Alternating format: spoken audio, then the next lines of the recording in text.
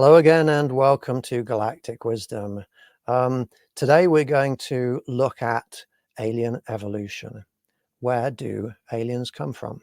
Did they evolve or were they created?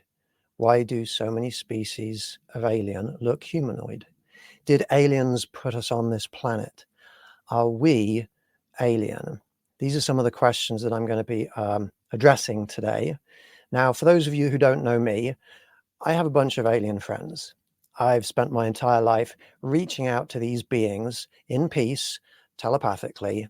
I run a international organization of alien contact groups, and I have tens of thousands of people in my groups, and some of them have alien friends just like me, and we all connect with each other online and in person, and we together reach out to different beings in peace, trying to make friends with them and trying to learn about them. And I've been doing this my whole life, and so I've learned quite a lot about these beings. I'm also a space scientist, space technologist. I used to my degree was physics with space science and technology, and then I went into X-ray astrophysics research. So I've got a background of both the sort of the logical scientific aspect of this, but also the real investigating of this phenomena in a very open way. So I'm going to address this whole subject of where do aliens come from?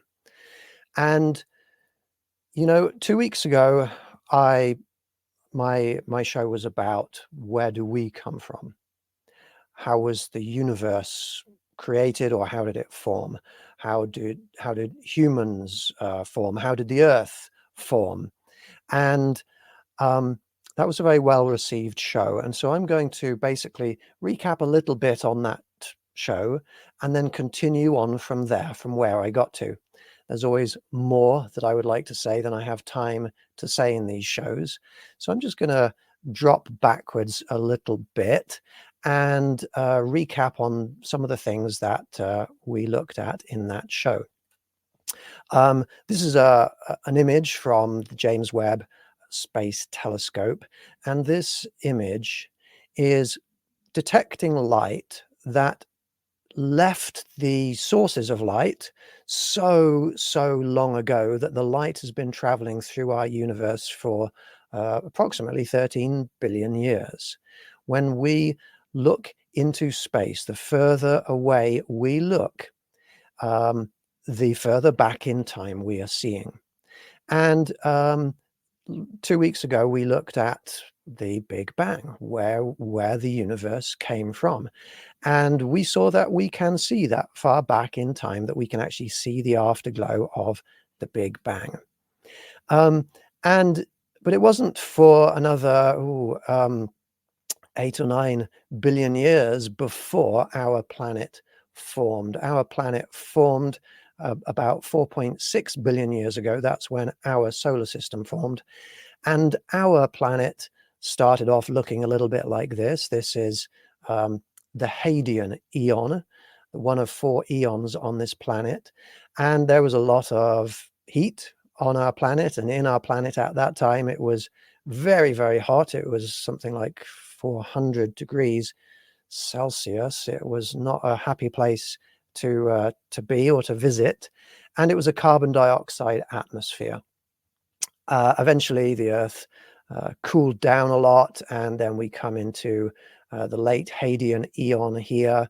We get oceans starting to form because the Earth has cooled enough that water can condense out of the atmosphere, and you get this sort of a situation happening in the next eon, which is the Archean eon of Earth history. And in that situation, there was eventually evolve some very basic organisms. This is a prokaryotic cell, a very basic cell that actually we have on our planet today. This would be a bit more advanced than the ones that existed back then, but we have fossils of the ones that existed back then, and so we're able to map out a fairly clear picture of evolution occurring on this planet. Let me just talk briefly about evolution, because it's a recent concept in Earth history. Human beings have existed for about 400,000 years, and in all of that time, we have not had a very clear understanding of reality. People have believed that the Earth is flat, that the Earth is the center of the universe, that humans are the center of the universe as well, and the sun and all the other planets and everything else orbits around us or moves around us, like on this transparent crystal sphere. But now, just 200 or 300 years ago, there was an acceleration of logical thinking. The giants in the world of science, standing on the shoulders of other giants, started to put together more and more and more pieces of the puzzle until there were enough pieces put together that suddenly we could accelerate our understanding of reality. And I'm just going to talk just briefly about what evolution is, because it's actually very straightforward, and it can't not be true. It can't not be something that is happening around us all the time. We see it every day, in fact. You just need to know what to look for. If you have one or more parents who have offspring, these could be animals, it could be humans, it could be plants, it could be bacteria or fungi, etc. But if there are offspring produced, there is a chance, and in some species there is almost a certainty, that there's going to be genetic variation among the different offspring. Let's say two parents have 5 offspring, and in those offspring there will be genetic variation. Now, our genes cause us to have, all organisms to have, different characteristics. We're human, at least I think most people watching this show are human, because we have a human set of genes. Different organisms that are out there, like plants, they have plant genes. It is the genes that are the blueprint of our bodies that determine who or what the organism develops into. And if there is variation in those genes, then some of those variations, some of those genetic variations lead to physical or mental characteristics or traits that are different. That's what variation means. There's differences among them. If some of those differences are more conducive to the organism surviving, then it's more likely to survive, it's more likely to reproduce, it's more likely to pass those beneficial genes on to the next generation. And if an organism has genetics, genes that lead to characteristics that are not very helpful in surviving and in reproducing, then that organism is less likely to reproduce and pass those genetic traits onto the next generation.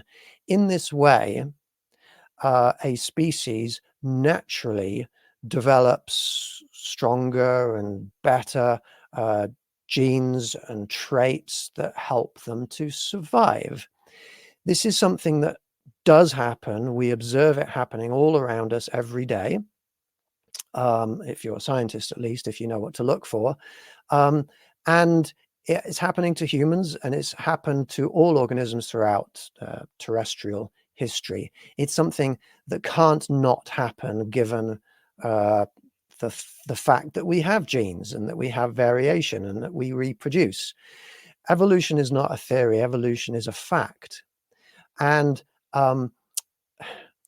that's something that would be beneficial for people to understand. I could travel back in time 1,000 years and try and tell people, you know what? The Earth is not flat. It's actually spherical, and the sun is at the center of our solar system, but that's not the center of the universe. There's galaxies out there. I could tell them that, and I could explain it to them logically, but most people would not be open to hearing the truth, even though I could prove it. In fact, if you were to say that sort of thing back in time, there's many periods of throughout our history when we would have been considered heretics, thrown in jail, tortured, put in prison, jail, I guess that's the same thing, but we would not have been believed or accepted or even given a fair chance to talk. I am trying to explain to you very logically in a way that is as simple as 2 + 2 = 4. Evolution is real and it can't not be real. And so please consider that in 1,000 years from now, everybody will know, and everybody will be looking back at this period of time saying, my goodness, people didn't used to believe in the Big Bang. People didn't used to believe in evolution. You have the ability to get this. And if we don't start thinking more logically, then our future is not so great, because a lot of the challenges that we're facing are existential right now. That means we have the ability to destroy ourselves, and we are in 2 or 3 different ways. And if we don't get a handle on being able to work out what is true, we're doomed, I'm sorry to say. And the person in me who knows a lot about the paranormal knows that we can actually astrally project into the future. We can remote view what the future is like. People have premonitory dreams, visions, and in the future, we can see that we are facing these challenges in a very, very serious and real way. Our alien friends, the messages that they've been giving to us for decades is the same message that I'm giving to you now. Your future is in jeopardy. Get a handle on things like nuclear weapons. They're not good. Get a handle on things like the environment. You're destroying it. And if you don't, then the future is pretty bad. So let me continue from where I got to. Evolution is a thing. Here are some early fossils of those early, let's see, what would they be? They would be prokaryotic cells, photosynthetic mats of, we call these fossils stromatolites, and they are proof that life existed on this planet a very, very long time ago. We enter into the 3rd eon, where there's so much life and diversity and variation that it's just accelerating in all different directions. And the 4th eon on our planet, there's another artist's impression of life back then. And then there was this big thing called the Cambrian explosion, where lots of diversification of life occurred. And we've got fossils of all of this. This is how we know all this to be true. I'm just going to talk a little bit about some organisms that you probably know quite a lot about, and that is vertebrates. I'm sure a lot of you will know that vertebrates are organisms that have vertebrae, vertebral columns. So the first vertebrate to evolve, well, evolution started off in the oceans. They were fish. And these fish eventually evolved into many different stages and eventually into us. And I know a lot of people are not going to like that idea that we once fish, but if you actually look at a developing human embryo when it's still very, very tiny, they have fish tails, they have fish gills, because we're going through the early development of life on this planet, when we are ourselves forming inside our mothers.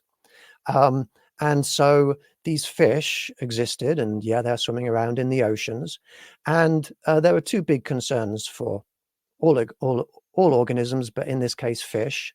They don't want to be eaten, so getting away from predators is a good idea.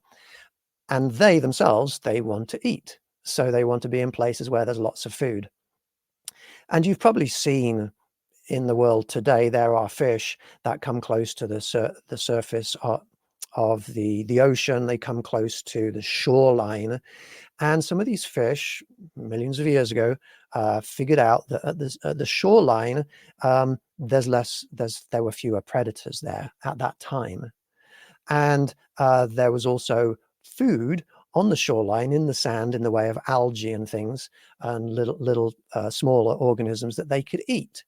And so it became an advantage to them if their fins were stronger and they could pull themselves a little bit further onto the beaches, so that they could both get away from predators and to get more food.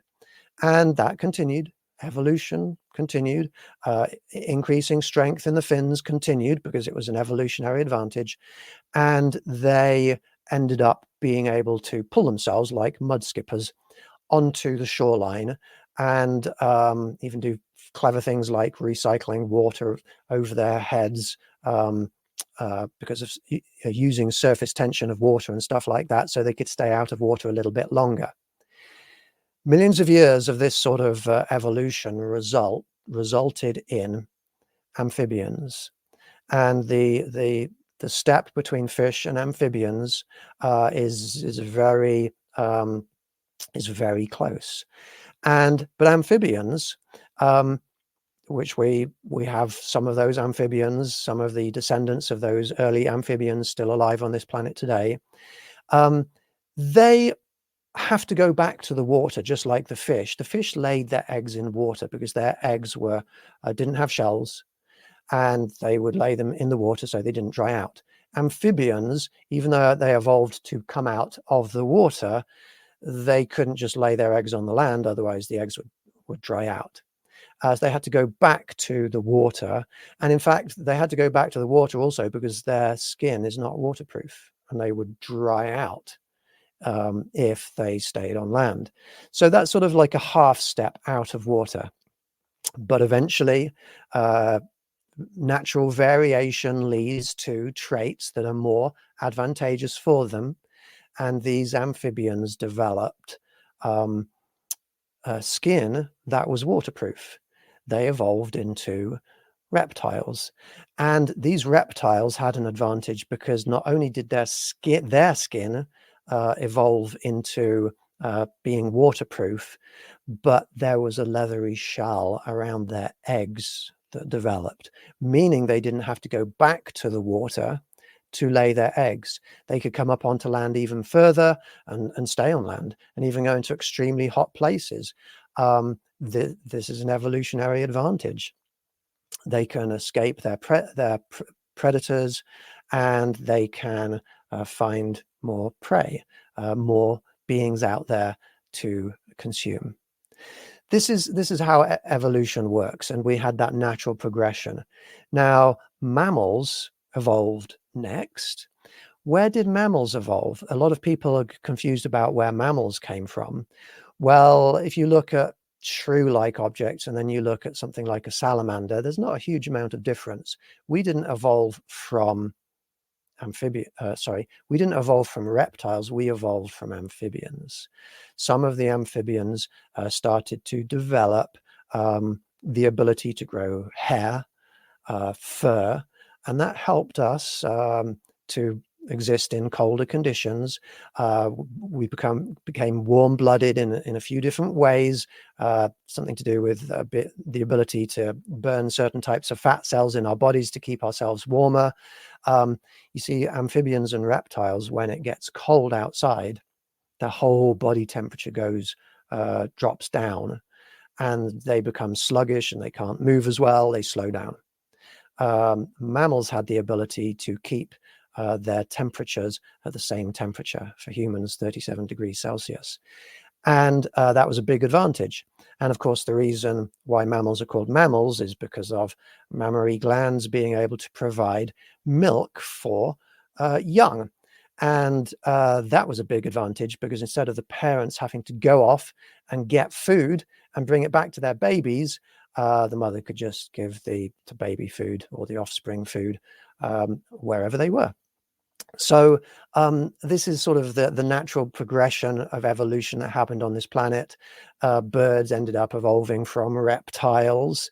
You can see that if you look at some birds, you look at, oh my goodness, you look at the face of the head of a brown pelican or something like that. It's like you're looking at a dinosaur, which dinosaurs were reptiles. So, you know, this is a brief history of our past, and you can put together very clear diagrams of the tree of life, the scientific evolutionary tree of life.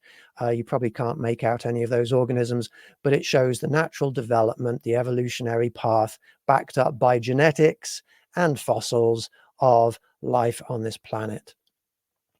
So I'm going to continue with this on this planet, and I'm going to end up this session by showing you a ton of images of our alien friends, different species of aliens, and talk about their evolution, because this all ties together. I'm not just talking about terrestrial beings, I'm talking about non-terrestrial beings. So this is going to accelerate in a different direction quite soon. It was about 200 million years ago that the first mammals evolved from amphibians. It was about 150 million years ago that the first birds evolved from reptiles. The first primates, which are monkey-like organisms, evolved around 85 million years ago. These things that I'm saying, these are facts. And if you don't know them to be facts, it's very easy to prove, because you can go out and research and learn the science behind it. About 66 million years ago, a massive comet or asteroid hit the Earth, resulting in the extinction of 75% approximately of all life on Earth, including almost all animals over 10 kilograms of mass. This was such a catastrophic event. It was like a million nuclear bombs going off at the same time, and it scorched the surface of the planet of the Earth. And if you were a mammal that could bury down, or if you were any organism that could bury down into a tunnel, you had a chance of surviving. And some of those species back then did. It was about 18 million years ago that hominids evolved. Hominids are ape-like primates. The most recent common ancestor of humans and chimpanzees was alive about 4 to 6 million years ago. So here's a diagram, and I know that when I put something like this up, I'm going to lose a lot of people, but I'm going to ask that people just remain open a little bit, because humanity is reaching the end of this chapter of human history, and we are going to survive into the future, but there's going to be sort of some kind of natural testing that goes on to determine who survives into the future. And people who can evaluate truths well have an increased chance of surviving to move forwards into the next chapter of human history. I'm trying to help people through that process. And in order to get through that process, we need to evolve a bit now. We need to move on to the next level. We need to advance to the next level of thinking. We need to be able to utilize our intellect to determine what is true and what isn't. We need to stop being flat earthers. We need to move beyond worshipping anything as a god out there. Worshipping the sun as a god. We need to move on from beliefs that are, to be blunt, incorrect, to be able to work out what is true. This that I'm showing you here is a truth that can be logically verified to be true using the evidence that's out there that is sufficient to be proved. And this diagram here shows, in the middle, human beings, Homo sapiens, and on the far right-hand side there, chimpanzees. We did not evolve from chimpanzees. We did not evolve from monkeys. But if you go backwards through time, through the evolutionary tree, you get to a time 4 to 6 million years ago when our lineage split, and some of those beings then evolved along different lines in different locations to be humans, and some evolved eventually to be chimpanzees. We can map this out very clearly with the fossil record and with genetics and morphology and the whole load of other scientific disciplines. So 4 to 6 million years ago, that's where the most recent common ancestor of humans and chimpanzees existed. And you can see that if you go back far enough in time, you get to about 12 to 16 million years ago, which is where the least common ancestors of all of these great apes that are shown here used to exist. And, you know, some people don't like to accept truths like this. Some people don't like to accept the idea of evolving from lesser beings because it's distasteful. And I often get that as a response to talking about evolution. It's distasteful that we evolved from monkeys. It's distasteful that we evolved from going back further, little grub-like creatures swimming around in slime. You know, people put a lot of emotion into this. Putting aside that such reactions are a form of negative discrimination, the idea of deciding what truths about reality we're going to accept based upon our feelings, on our personal likes and desires or preferences, well, that's invalid. We should not be determining what we consider to be true based on what we would prefer, what our feelings are, what feels good. People should not be going out and choosing systems of belief or acceptance of truth based on what they want. If the purpose here is to determine what is true, then what we should be doing is using logic, finding proof, evaluating whether proof is possible or not, and only accepting things as being true if you have proof, if you have enough evidence to give us knowledge. Accepting things without proof as being true, that's what beliefs are, and that's something that we need to evolve away from. That's intellectually invalid. I do apologize if I'm upsetting people. My intention is not to upset people. My intention is to really try to push us quickly. It sounds like the speed of me talking is showing how much urgency is in this, but we're in an urgent situation. Our planet is heading towards disasters. We need to get on top of things now, and being able to work out what is true and what is real is essential if we are to solve the problems in front of us. So ignoring truths that we don't like isn't wisdom. Being open to evaluating and accepting the possibility of truths that might be true, even if they go against what we would prefer, well, that's wise. It was about 3.6 million years ago that human-like footprints were created in volcanic ash. We have fossils of those suggesting bipedalism, not suggesting humans have time traveled back to a time when we didn't even exist, not suggesting that aliens took us back through time, but simply suggesting that human-like beings were walking around at that time, which they were. About 3.4 million years ago, stone tools were being made. This is not by humans. This is by human ancestors. It was about 2.5 million years ago that early human or Homo species, Homo meaning man, evolved in Africa. And there have been several different human species that evolved in Africa. And this is a science. This is a science that you can go away and explore and investigate. It's a fascinating area of science. And in that diagram, you can see that there is Homo habilis, Homo erectus, Homo antecessor.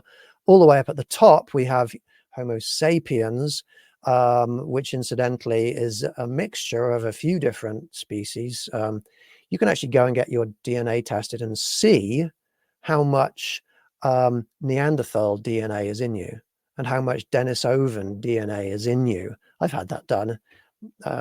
Most people have about 2 to 3% of their DNA comes from those different human species. There's been a number of different human species. Just like on the planet today, there's a whole range of different species of bird. Back in our history, thousands of years ago, there were a whole bunch of different species of human. human does not just mean Homo sapien. Human is the homo part. The sapien, well, sapiens is supposedly means wise. I'm trying to appeal to your wisdom right now. But there were other species of humans back then, not that long ago, 7 or 8 at least, we have the fossilized proof of. It was about 1.5 million years ago that Homo erectus was using fire. It was about 600,000 years ago that the common ancestors of Homo sapiens, Neanderthals, and Denisovans lived.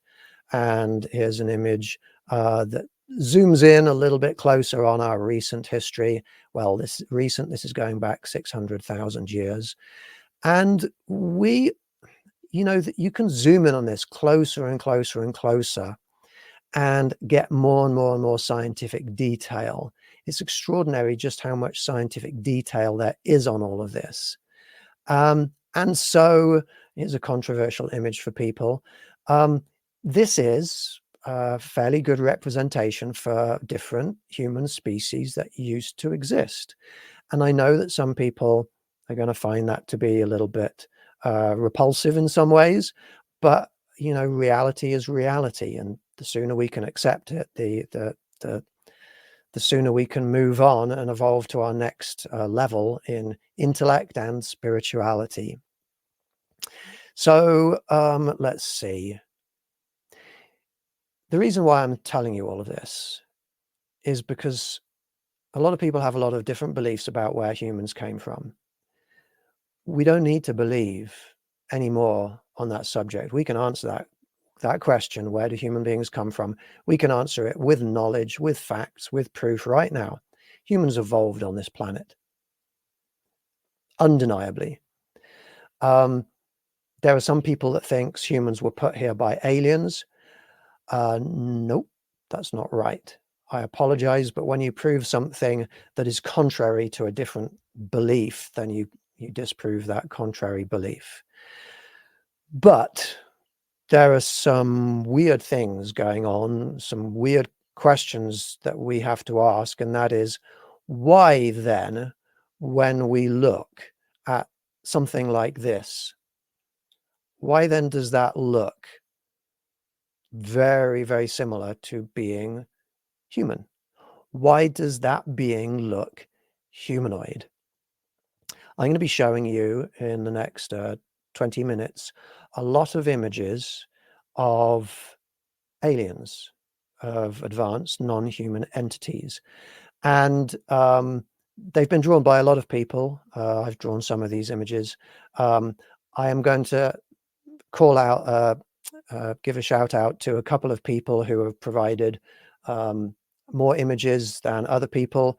First of all, Laura Zoller, thank you very much for drawing this image and several of the other images. She's been a guest on our show before. She's an amazing artist in Las Vegas. And I would also like to give a shout out to Laura Walker. Thank you very much. She's also been a guest on this show. And she's also provided a lot of these images. Why is it that this being here looks humanoid? Why is it that this being here, drawn by somebody else, looks humanoid? These are beings that have appeared to me and our group members in our contact events. I host online and in person contact events where we reach out telepathically to different beings and we invite them to come to us and to show themselves. And all of these images that I'm showing here, they're sort of classic alien in appearance. Why do they look humanoid? Because the evolutionary tree on this planet is very specific to the conditions on this planet, to the environment on this planet, the temperature, the gravity, the atmospheric components. How is it that if these beings evolved on another planet, they look like they evolved on this planet? Well, let's talk about that a little bit. Let's talk about the evolution of life around the universe.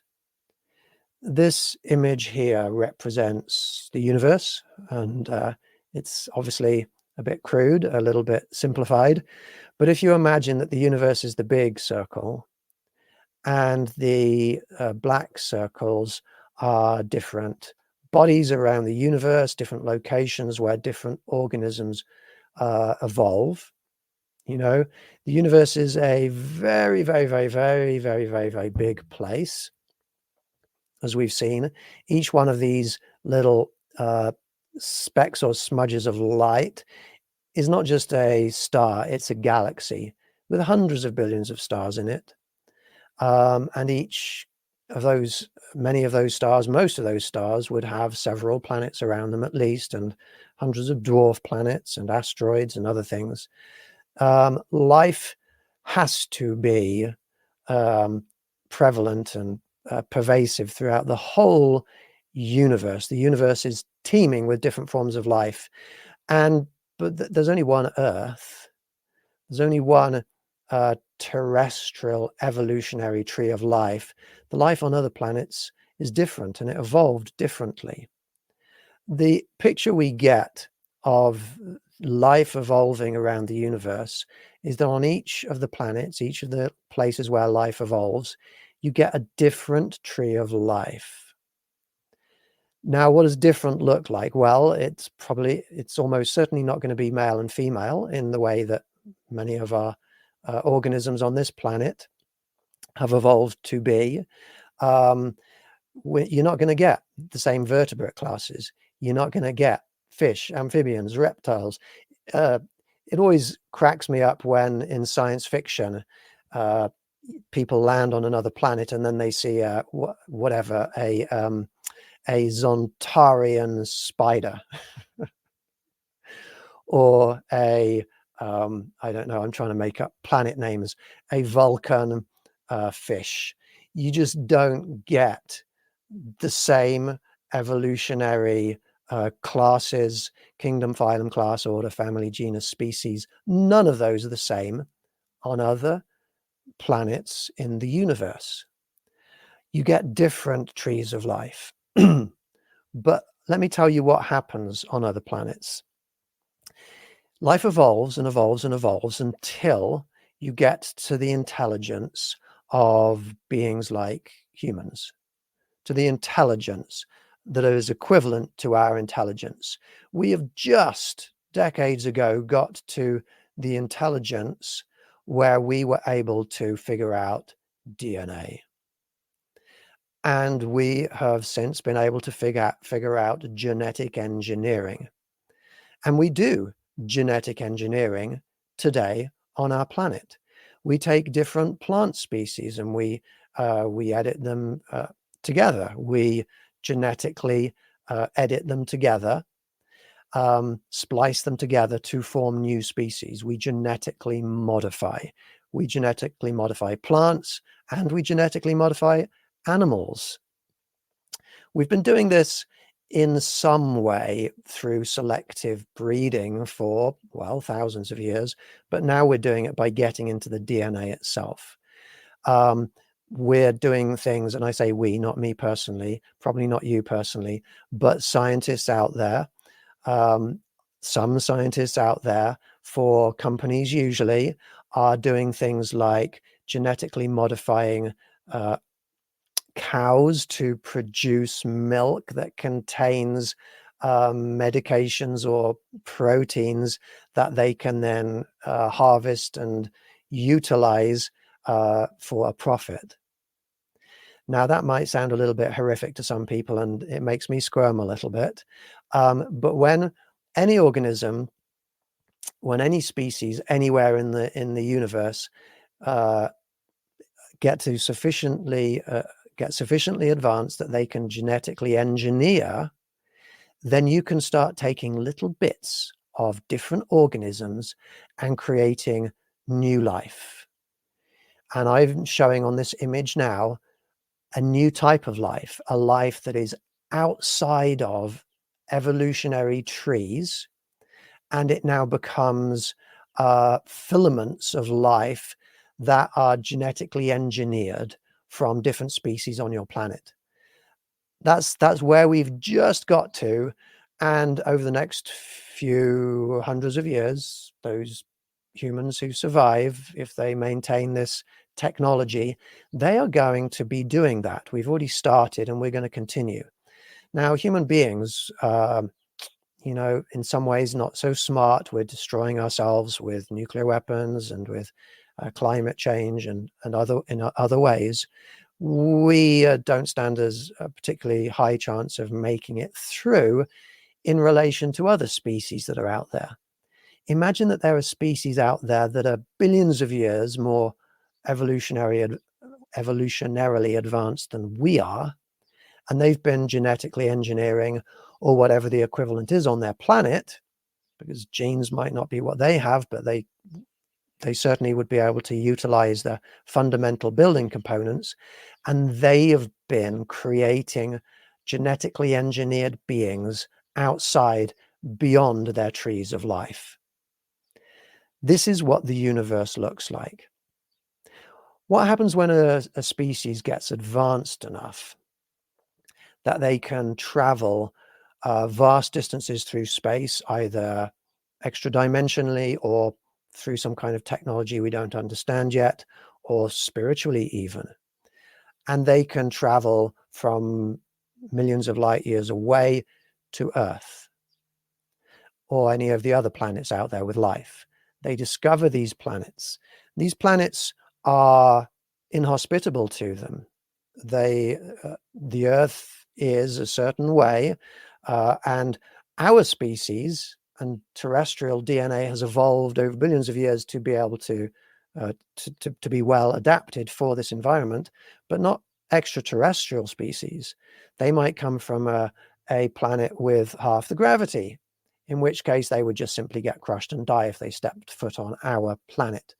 What do? They need some kind of environment suit. I mean, gravity might not help with an environment suit, but if it was our atmosphere was poisonous to them, an environment suit might help. And that's what we do when we go to other places. When we go to the moon, we have to put on an environment suit. And because there's different pressure, we have to build the environment suit to withstand the different pressures. When we go down to the bottom of the ocean, we have to put on an environment suit. When we go into some caves where there's, like, I don't know, volcanic activity and there's poisonous gases, we put on an environment suit. Humans are used to the idea of having to put on environment suits. To some extent, we do that already, because when we left Africa hundreds of thousands of years ago, we went to colder places around the planet. We have to wear clothing. We do wear environment suits. But when an extraterrestrial comes to our planet from somewhere else, what kind of environment suit are they going to create to help them to come into our atmosphere? You could imagine them creating a suit that looks like what I've been describing, or they could use their advanced knowledge about reality, about the physical realm, about spiritual realms, about extra-dimensional spaces, and about genetic engineering, to simply create environment suits for themselves out of the DNA that already has evolved to exist on this planet. And that's what they did. And that's what we see. When we look at something like that, that is an environment suit that was created. Well, the blueprints for it, the original versions, were created hundreds of thousands of years ago out of terrestrial DNA. It was an environment suit for their spirit, for extraterrestrial spirits to occupy. But they didn't just use humans because they can do better than humans. They increased the brain size to fit their advanced capabilities. Some of these beings decided, well, I'm going to use human DNA as a good starting point, but I'm going to throw in some reptile DNA. That's why we see reptilians. We know some of these reptilians. They come to our sessions. Wow, when this reptilian showed, I saw the hand so clearly, and I was really surprised to see webbing in between the fingers. And so when I saw this picture afterwards, it was like, yes, there's verification that what I saw was real. We had a female reptilian come to us and was seen by a few different people. This is human and reptile DNA mixed together. We've seen a lot of reptilians, and they've come to us in a friendly capacity. They now come to our sessions in a protective capacity. Here's an image of a tall white being. Well, this is the spirit of a tall white being. You can tell that there's two eyes. I mean, that's terrestrial. They have terrestrial DNA. They're biological forms of the tall white beings. They look human, very, very human. They look tall and they look pale, but pretty much their biological bodies are human. They're terrestrial. When we look at Arcturians, we see them looking humanoid. That's not what evolved on another planet. That's an extraterrestrial spirit that came to this location and is utilizing a biological body. Now, this could have happened, this did happen hundreds of thousands of years ago, and then they flew all around this region of our galaxy, and they did occupy and inhabit asteroids and other planets out there and continue their evolutionary line and then come back to us and then say that they're from Arcturus, and call themselves Arcturians, or that's what we interpreted them as saying, but their humanoid form is terrestrial. I've got some more pictures of Arcturians that people have drawn, and they're very similar. They're usually blue, light blue in appearance. They often have a star or something over their third eye in the center of their heads. This one looks almost human. They wear human-like gowns and robes and things. Here's some Arcturians that we know: Sashki, Helmiad, and Rimioid. We meet with them quite often. Here's an image of Sashki that I drew. We've had ample verification and proof that all these beings are real. Sashki actually contacts people around the planet who don't know me and tells them, hey, you should join Rupert's group. Go and join Rupert's group and tell Rupert that I sent you. Here's another image of Sashki and some of her Arcturian friends. These are all humanoid beings. Here's a crowned being that is a documentarian for the Galactic Council that has recently reached out to us. These are all humanoid because they have human DNA. Now this is a different one. This is not humanoid, but it's kind of looking a bit like a dragon. Dragons actually are things. They were genetically engineered many years ago to protect some of these different species from predators such as humans. So terrestrial DNA, definitely. Here is human DNA mixed with the DNA of a mantis being. We connect with mantis beings, mantians, quite a lot. And here is an image of an ant-like being, an antian, which we also connect with quite a lot. Mantians and antians, they're both in the Galactic Council. I slightly modified this image to make it stand out a little bit better. I apologize. I hope you don't mind, Laura. Here's an image of an antian that somebody else drew. And when these beings come to us, you know, we often don't know which beings are going to come to us. So when everybody sees the same being, it's like, yes, that's absolute verification. Some more ant-like beings there. Recently, we've had this extraordinary being come to us, which is a Lyran, a humanoid with a lion-like head. And I wonder if I've got an image of it somewhere here. Oh, I don't have an image. You can look at ancient Egyptian statues and see that they had Lyrans back then. I went to the British Museum recently and they had some 3,000-year-old statues of Lyrans. Well, we connect with them on a regular basis with different beings that look like human lions. And there's other evidence as well. DNA evidence. We've actually got the DNA evidence of mummified aliens and hybrids. This one here, the Atacama mummy, features in the documentary Sirius, and some other beings were discovered a few years ago, which many people have incorrectly determined were are not real, but they've been scientifically proved to be real. And I recommend going and watching Unearthing Nazca, to find out about these real human mummies that they've DNA tested. Here's a great comparison of one of them with a shot from Close Encounters of the Third Kind. Steven Spielberg had inside knowledge, absolutely. There are, of course, extraterrestrials out there that don't look at all humanoid. There's an example of one, and here's my picture that I drew of our friend Tuk Tuk, the healing alien. We've got lots of comments that have come in, and I would like to thank everybody that's out there who have been giving us comments and tuning in and listening to this show. I have run out of time. I am going to recommend to people, please consider joining my Galactic Wisdom Patreon group. You can join in with these sessions where we reach out and connect with these beings. I recommend that people join my Facebook group, Galactic Wisdom Facebook group, where there's a lot more information I can give to you. And we're building a nice little community of people, of ascended wise people in our Facebook group. I would like to thank everybody so much for tuning in and listening. Peace and love and happiness to all of you. Take care. I'll see you again. Goodbye for now.